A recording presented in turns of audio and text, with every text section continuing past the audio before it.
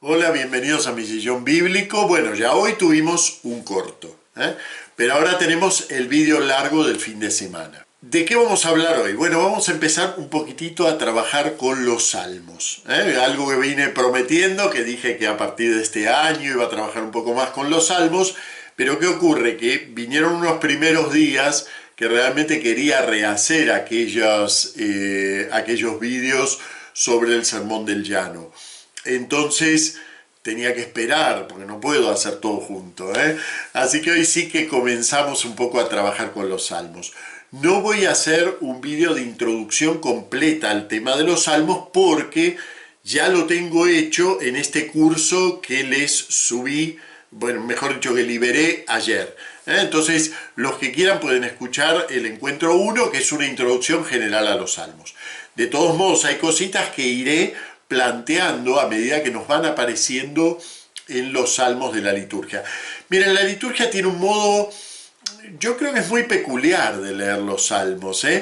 Si ustedes se fijan en los numeritos, vamos a leer los numeritos del salmo que leemos este fin de semana. Dice Salmo 26, 1 al 1, 7 al 8a, 8b, 9abc, 13, 14... Y dice, ¿qué es todo eso? ¿Por qué corta tanto? Bueno, la liturgia no lee servilmente, nunca.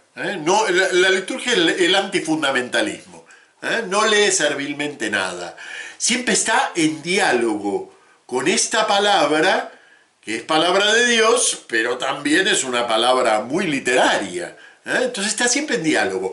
Pero claro, los salmos es el lugar ideal para dialogar con la palabra de Dios.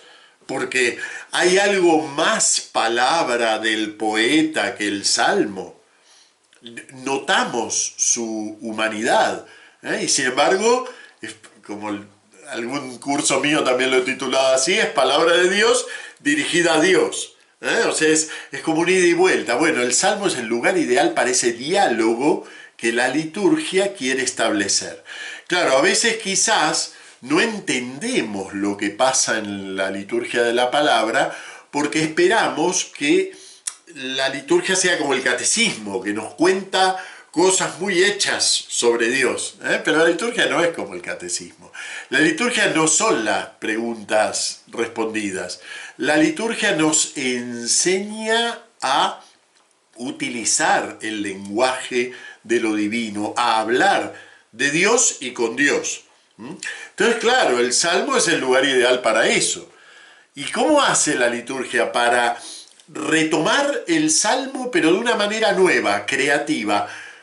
Va escogiendo fragmentos del Salmo que tienen relación, que tienen diálogo a su vez con las lecturas. Ustedes piensen que el Salmo 26, cuando se escribió, no tenía ninguna relación ni con Abraham partiendo las reses, ni con Filipenses hablando del cuerpo glorioso, ni mucho menos con San Lucas hablando de la transfiguración. No tiene que ver con nada de eso. El Salmo habla de otra cosa. Ahora veremos cuál es su experiencia de fondo. Pero resulta que cuando yo voy recortando en ese Salmo, me encuentro que hay una metáfora. Hay otras en el mismo Salmo, pero hay una que podríamos decir, según cómo lo recorte, se convierte en la metáfora dominante, que es la de la luz. Y claro, ¿cuál es la metáfora dominante en todas las lecturas de este domingo? La luz. Esa alianza que establece Abraham en esta especie de penumbra, y en donde en ese sopor escucha la palabra de Dios que le revela y hace con él alianza. Luego ya pasamos a la luminosidad completa de Carta a los Filipenses, y obviamente la luz es el protagonista dentro de la escena de la transfiguración.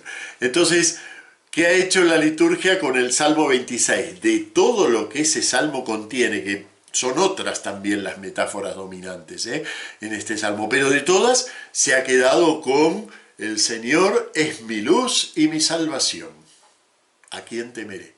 Bueno, ahora vemos el contenido del Salmo, pero ven, lo enfoca por ese lado.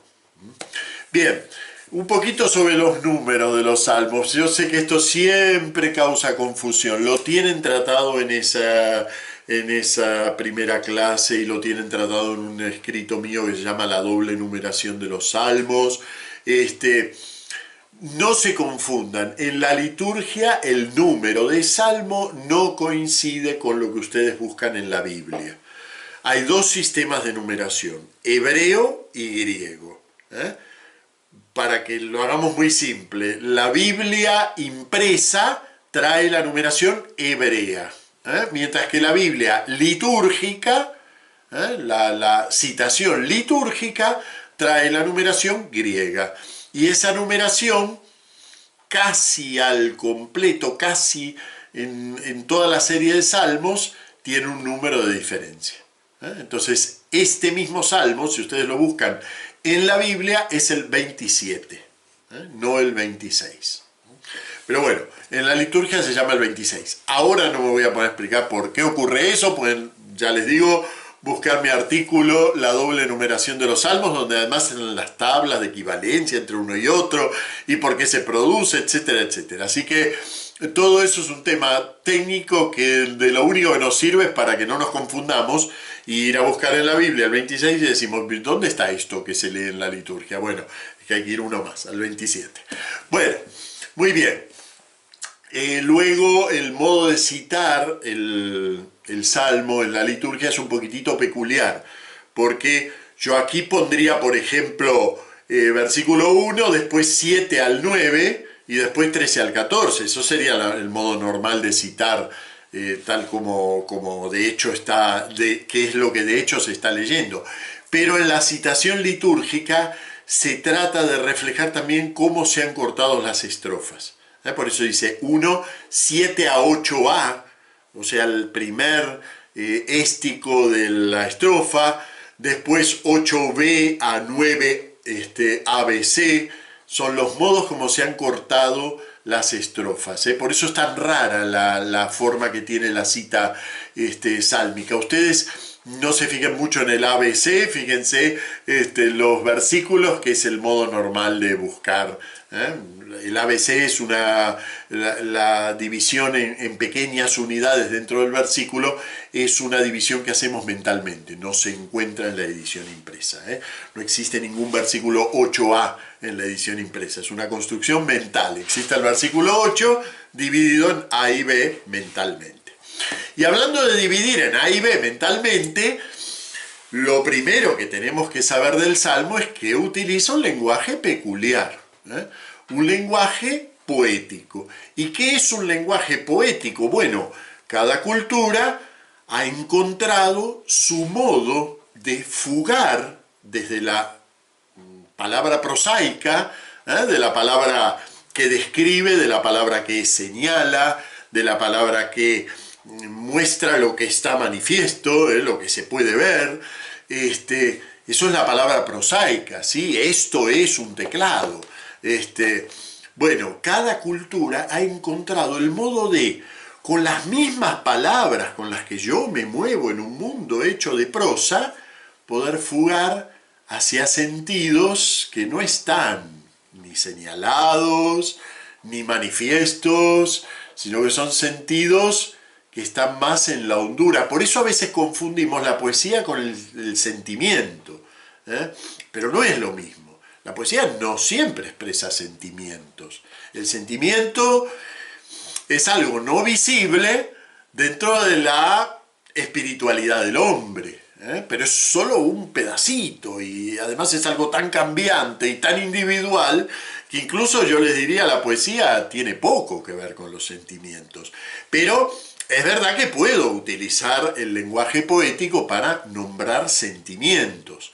Pero la poesía no busca eso, la poesía lo que busca es nombrar lo no visible. Algo de lo no visible son los sentimientos, pero hay otras cosas no visibles. Por ejemplo, el hombre cuando está en su fundamento, en su anclado, en su origen, en su Dios, pero eso no lo puedo ver. Eso lo experimento en mi existencia, pero no lo puedo ver. ¿Ven? Entonces la poesía trata de nombrar eso. Y para eso, cada cultura ha buscado los modos de romper el lenguaje normal, el lenguaje de la prosa, ¿sí? Romperlo y llevarnos a una experiencia del lenguaje que ya no es prosaica. Muy típico de la poesía occidental, trabajar sobre el ritmo, sobre la cantidad de sílabas, las rimas entre las frases. Entonces nos hacen romper el modo normal de recibir las palabras. ¿Ven? Cuando yo escucho una poesía, por ejemplo, con rima, ya mi espíritu escucha de otra manera, porque es otro el uso del lenguaje, no me están señalando algo. Verde que te quiero verde, verde viento, verdes ramas, el barco sobre la mar, el caballo en la montaña. Pero ya ese verde que te quiero verde, verde viento, verdes ramas, ya me puso en otro registro del lenguaje. Ya sé que no me está señalando una pinturería donde venden pintura verde, es otra cosa. Bueno, ¿cómo hace la Biblia? La Biblia no es una cultura occidental, no es la nuestra. Además, es antigua, no es occidental y bueno, y además ha tenido que encontrar un modo de hablar distinto. En realidad la Biblia está llena de lenguaje poético. Yo diría que una buena parte de la Biblia es lenguaje poético, aunque nosotros lo escribamos como prosa. A veces hay fragmentos que leemos que están escritos como si fuera una prosa, pero cuando uno los empieza a leer se da cuenta que lo que está nombrando no tiene nada que ver con experiencias prosaicas. Bueno, pero la poesía bíblica es muy específica. Utiliza un recurso en particular, así como nosotros usamos el metro y la rima, la poesía bíblica utiliza el paralelismo. ¿Qué es el paralelismo? Es dos, a veces son más, pero lo básico, un paralelismo son dos afirmaciones que fundamentalmente dicen lo mismo o una dice lo opuesto de la otra. O dicen lo mismo o dicen una lo opuesto de la otra. Entonces tenemos un paralelismo sintético o un paralelismo antitético. Sintético porque entre las dos construyen el sentido, o antitético porque precisamente una dice lo contrario de la otra. Por ejemplo, vamos a buscar aquí, no me escondas tu rostro, no rechaces con ira a tu siervo.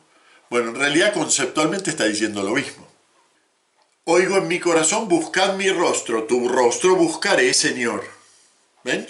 Nuevamente, los dos dísticos, los dos ésticos hacen un dístico. Éstico es cada uno de los versos, que se suponen que son la mitad de algo, por eso se llaman ésticos. Es la mitad de algo. Y entonces forman un dístico, un conjuntito de dos que funcionan como una unidad. Esa es la impresión que nos dan los salmos de que siempre están repitiendo. Claro, es que siempre están repitiendo, porque ese es el modo poético de hablar que tienen los salmos. En particular, quizás el Salmo 26 que nos ha tocado hoy no es el mejor ejemplo, porque es un discurso, primero que está muy cortado por la edición litúrgica, pero además no es el más claro ejemplo del uso del dístico. Pero como ese es el recurso básico, y esto lo vamos a encontrar siempre, entonces es muy importante tener presente eso. No nos da la sensación de que repetimos, sino que repetimos. Eso es fundamental. Sin eso no se puede empezar a leer los salmos. Si uno quiere descripción y apuro, doctrina y claridad, no lea los salmos, porque no son eso. El salmo es lenguaje poético que se va aproximando a lo que quiere decir. ¿Y qué quiere decir? Bueno, por ejemplo, este Salmo 26 es un salmo doble, 27 en la Biblia. Es un salmo en realidad doble. De hecho, lo podemos separar perfectamente. De hecho, si ustedes van a mi página de los salmos en el Testigo Fiel, Biblia, los salmos, se van a encontrar toda la lista de los salmos.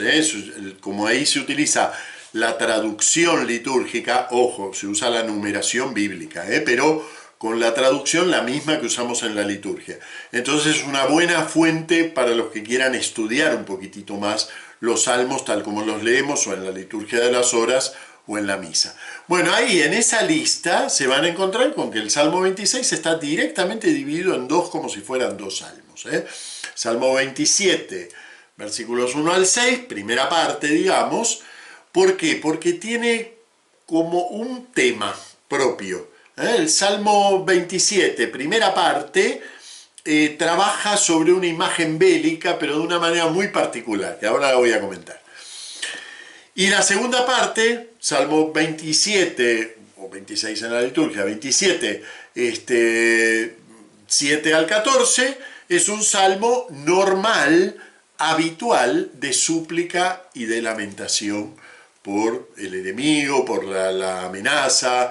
Lo pone el mismo comentador que pongo aquí como encabezado del salmo. Dice, nos resulta difícil rezar este salmo unidos a Cristo en su pasión. Esta segunda parte. Pues la primera es muy peculiar. En la liturgia de la misa de este fin de semana mezclamos los dos. Y es muy curioso. Se usa la primera estrofa de la primera parte, que tiene un carácter, y se usan algunas de las estrofas de la segunda parte, que tienen, como les digo, un carácter más normal de súplica y de lamentación. ¿Por qué se usa así la primera parte y esa estrofita suelta al inicio?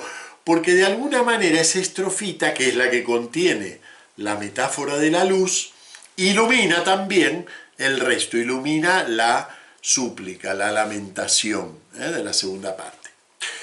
¿Qué tiene de peculiar esa primera parte? Miren, es un salmo precioso, sobre todo esa primera parte. Es un salmo precioso porque el salmista se va a esconder en el templo del Señor porque lo acorralan los malvados. Cuando me asaltan los malvados para devorar mi carne, ellos, enemigos y adversarios, tropiezan y caen. Si un ejército acampa contra mí, mi corazón no tiembla, me siento tranquilo. Y ahí va buscando al Señor y se encuentra la seguridad del anclaje en el Señor en su santo templo. Resulta que cuando llega al santo templo, una cosa pido al Señor, esto buscaré, habitar en la casa del Señor por los días de mi vida. Él me protegerá en su tienda. Resulta que cuando llega allí, se encuentra no con un templo, sino con el propio Señor. Me esconderá en lo escondido de su morada, me alzará sobre la roca. Resulta que cuando llega al templo no es un edificio, penetra en ese templo y con quien se encuentra es con el mismo Dios. Por eso esta lectura litúrgica que hacemos, que siempre es fragmentaria, siempre la lectura litúrgica supone una comprensión del Salmo, aunque lo que se lea sea la estrofa 1, el versículo 1, pero supone una comprensión del conjunto, ¿no? Por eso empieza con esto, el Señor es mi luz y mi salvación. ¿A quién temeré? Después puedo lamentarme y suplicar y todo, pero comienza con esta experiencia, digamos, de firmeza y de encuentro. Eso es algo muy básico en los salmos. Todo empieza con el encuentro con el Señor. No, yo busco al Señor. Tu rostro buscaré, Señor, no me escondas tu rostro. Pero lo puedo buscar porque primero he sido encontrado. Porque resulta que me refugié en el templo, que venían los enemigos, y allí en el templo no solo encontré refugio, sino que fui encontrado por el Señor. Eso es lo que está, podríamos decir, no contenido, sino aludido en el uso litúrgico de solo el primer versículo. Entonces ese primer versículo podríamos decir que me trae la experiencia fundamental del encuentro con el Señor. El Señor es mi luz y mi salvación. ¿A quién temeré? El Señor es la defensa de mi vida. ¿Quién me hará temblar? Después sí. Después resulta que lo pierdo al Señor, porque eso nos pasa a todos. Nos la pasamos perdiendo al Señor. Pero Cuidado, no estoy hablando aquí de culpa, ni de pecado, ni de... ahí también se pierde al Señor, pero al Señor se lo pierde siempre, porque yo no puedo retener al Señor. Hay una imagen que utilizo en el curso de Salmos, y que es una imagen que le tengo especial cariño, que es a cuando Dios se le revela a Manoaj, el padre de Sansón, se le revela y le revela que va a tener un hijo que va a ser nacir de Dios, ¿no? O sea, que va a ser un consagrado.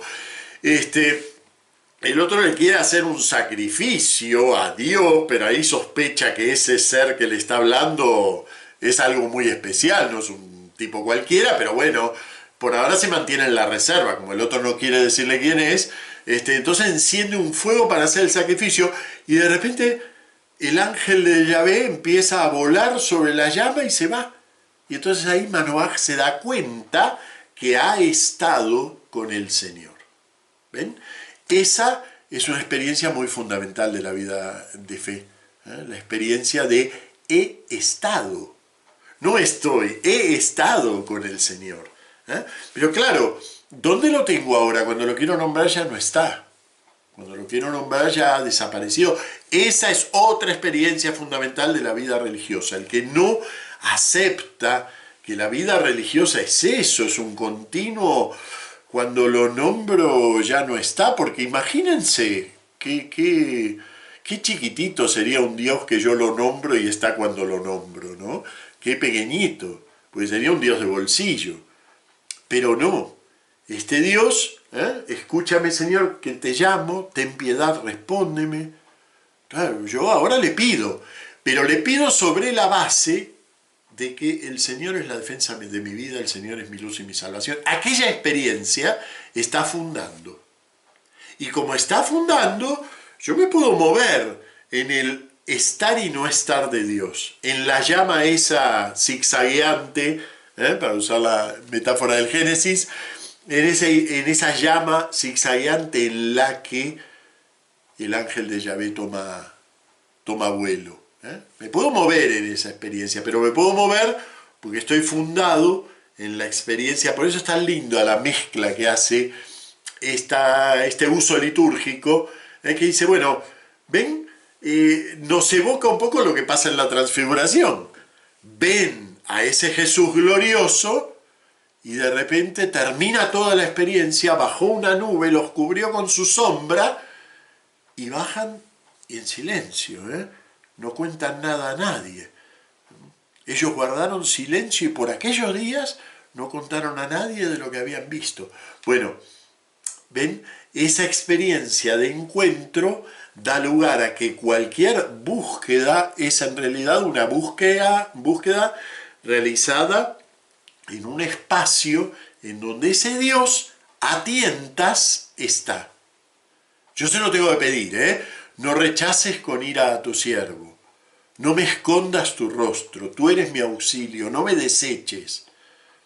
Se lo tengo que pedir, pero hay una experiencia de encuentro inicial, y entonces viene el oráculo final. Este oráculo final es muy curioso dentro del Salmo también, nuevamente, tiene que ver un poco con la redacción completa del Salmo, ¿no?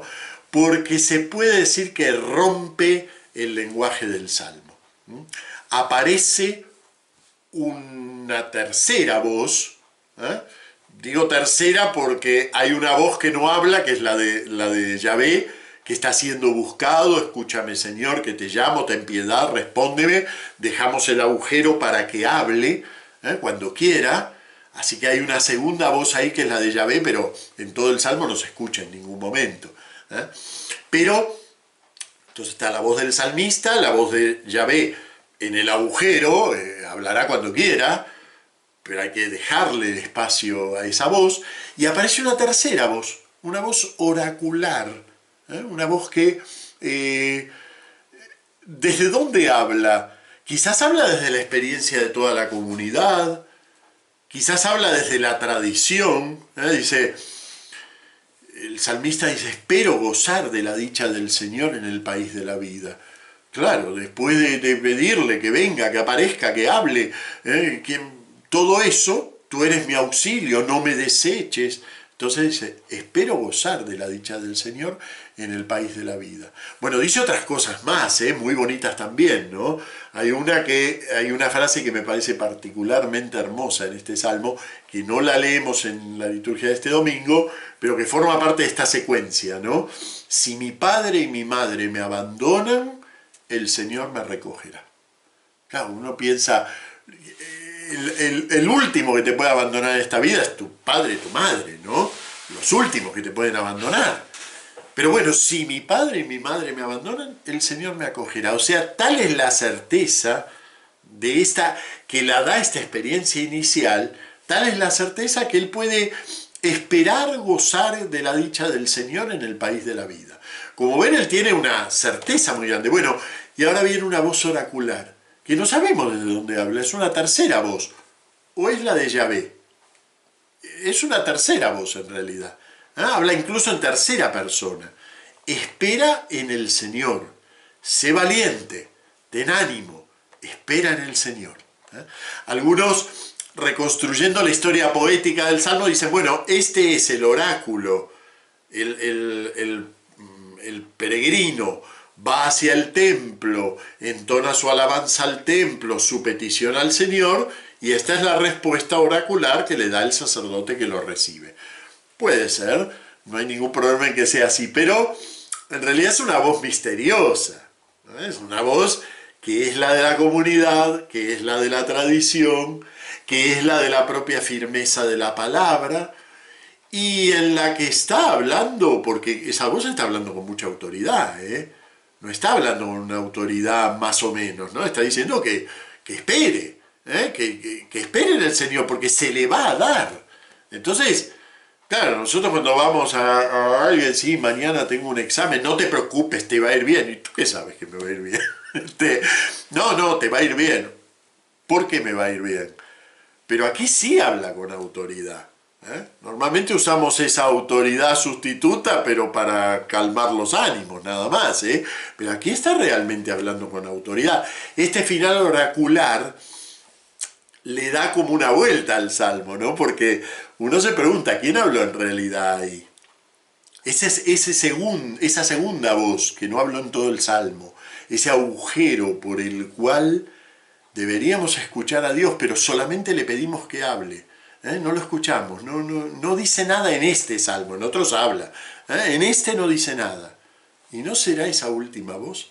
¿No hablará a través de esa comunidad? Ven que hay un diálogo muy interesante ahí, porque estamos hablando con Dios, pero ¿quién nos responde? Nos responde a lo mejor ese sacerdote que sale a recibirme. Llegué de la peregrinación, tengo los pies totalmente rotos, pero sé que me espera el Señor en el país de la vida. Bueno, pues el sacerdote ese me lo corrobora. La voz oracular habla desde el misterio. Yo creo que es Dios el que habla. Estoy seguro que es Dios el que habla a través de esa voz oracular, ¿no? Pero es un a través. Es decir, es como realmente habla Dios, ¿no? Siempre a través de. Y nunca lo podemos señalar con el dedo de este es Dios, porque se nos escurre. Bueno, muy bien. Hemos tenido ya nuestro primer salmo. Nunca hemos analizado aquí un salmo en la liturgia, me parece. En los 6 años de Sillón Bíblico, los salmos que son para mí la quinta esencia del lenguaje bíblico, no los hemos analizado nunca. Bueno, todo llega en algún momento. Nos vemos la semana que viene. Muchas gracias.